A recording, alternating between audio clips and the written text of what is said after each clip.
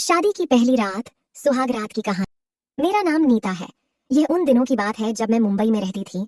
तो मुझे एक लड़का देखने के लिए आया और उनके माँ बाप भी आए, क्योंकि मैं नहीं चाहती थी कि मैं अभी शादी करूं, क्योंकि मैं पढ़ना चाहती थी। लेकिन मेरे माँ बाप ने मेरी शादी तय कर दी उससे लड़के से। फिर कुछ दिनों में मेरी शादी हो गई और फिर शादी की पहली रात सबके लिए उत्साह से भरी होती है।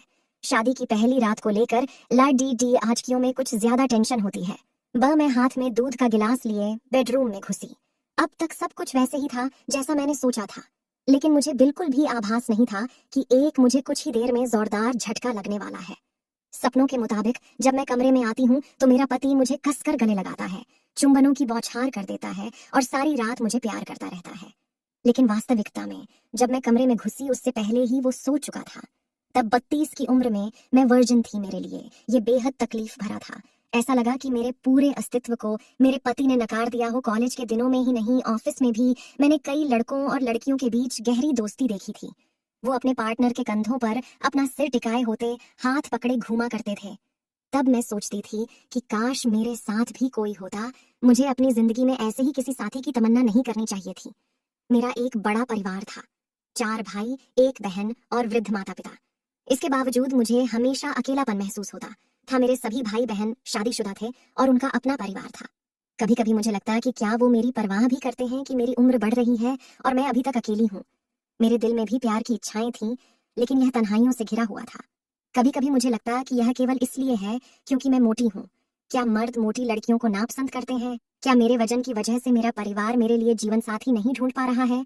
क्या मैं हमेशा अकेली ही रहूंगी? ये सवाल हमेशा ही मेरे मन में घूमते रहते।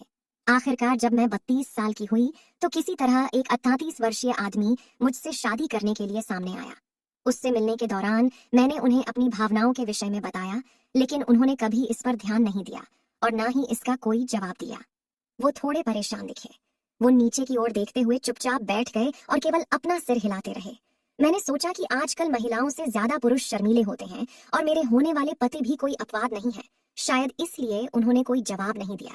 लेकिन शादी की रात हुई उस चीज ने मुझे उलझन में डाल दिया।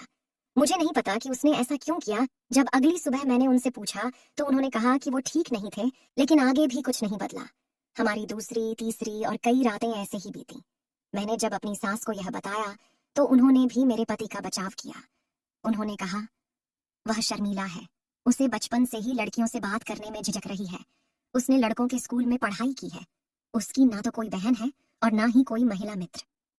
हालांकि इस बात से मुझे अस्थायी राहत तो मिली, लेकिन मैं इस विषय में सोचना बंद नहीं कर सकी। मेरी सारी उम्मीदें, सपने और इच्छाएं दिन ब दिन टूट रही थीं। मैं ऐसे कब तक चुप रह सकती थी? मेरी बेचैनी का एकमात्र कारण सेक्स नहीं था। वो शायद ही मुझसे बात करते थे। मुझे लगता कि हमेशा मेरी उपेक्षा हो रही है। वो मुझसे दूर भागते, छूना पकड़ना तो दूर की बात थी। अगर कोई औरत अपने पहने हुए कपड़े भी ठीक करती है तो मर्द उसे ऐसा करते हुए देखने की कोशिश करता है। लेकिन अगर मैं कभी रात को पूरी तरह से अपने कपड़े उतार भी देती तो भी मेरे पति उदासीन बने रहते। क्या मेरा वजन उनके इस व्यवहार का कारण है? क्या उन्होंने मुझसे किसी दबाव में शादी की है? मुझे नहीं मालूम था कि ये सब बातें किससे शेयर करूं। मैं अपने परिवार से बात नहीं कर सकती थी, क्योंकि सब यही सोचते कि मैं बहुत खुश हूं। लेकिन मेरे सब्र का बांध टूट रहा था। मुझे इसका हल ढूंढने की जरूरत थी। आमतौर पर छुट्टियों वाले दिन भी वो घर पर नहीं रहते थे। वो या तो अपने किसी मित्र के घर जाते या अपने माता पिता को बाहर ले जाते थे। संयोग से उस दिन वो घर पर ही रहे। मैं कमरे में घुसी और अंदर से दरवाजा बंद कर दिया। वो बहुत तेजी से अपने बिस्तर से उठे, मानो कूद गए हों। मैं उनके पास गई और प्यार से पूछा, क्या आप मुझे पसंद नहीं करते? हम अब तक एक बार भी अंतरंग नहीं हुए हैं, ना ही आप